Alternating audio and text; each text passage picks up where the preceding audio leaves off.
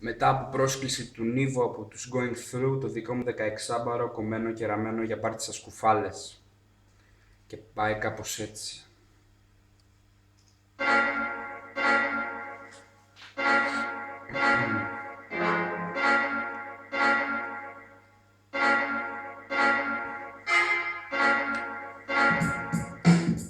Πάει κάπως έτσι.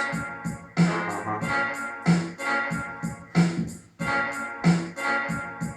Συχάθηκα τη μίμηση, δυσφήμιση δεν παίζει. Είμαι ακόμα ζωντανός στο παιχνίδι του μυαλού που μου γίνονται. Τα δάκρυα δύσκολα κρύβονται. Αναμειγνύονται με ψεύτικα χαμόγελα, ανώφελα.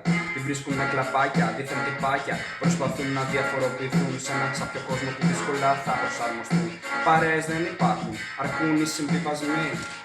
Και κανείς δεν το κάνει στην ουσία για τη μουσική. Μπορεί να είσαι κι εσύ όμοιος μ' αυτούς. Αν είσαι για μένα συγκαταλέγεσαι κι εσύ με τους νεκρούς. Φίλε να μ' ακούς. Είμαι ένας εναλλακτικός, διαχρονικός, περαστικός. Απ' τα διεθνή μέρια σου, κατά βάθος να φτιάξω τη μέρα σου. Και συνεχίζει έτσι να ορίζει και να οπλίζει για καλημέρα σου. Ήρθα να σου πάρω τον αέρα σου που εκπνέεις έναν αέρα μη σιγουριάς. Είσαι τυπάς που σε ενδιαφέρει μονάχα τη μάρκα παπούτσια θα φοράς και σμαγιάς.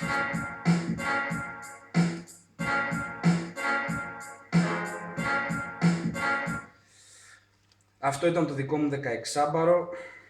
Με τη σειρά μου προκαλώ τον φίλο και αδερφό NSS από τους διαχρονιστές, τον DJ Prap από το σκληρό metal Λοκόνιο και τον καταδρομέα Τεό. Αλλά μαζί με αυτούς και τον Pizza Funky Boy Στέλιο. Στελάρα, έχουμε καιρό να σε δούμε. Ίσως είναι ώρα να σε δούμε λίγο Skype, λέω εγώ τώρα.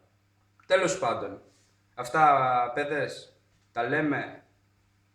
Peace.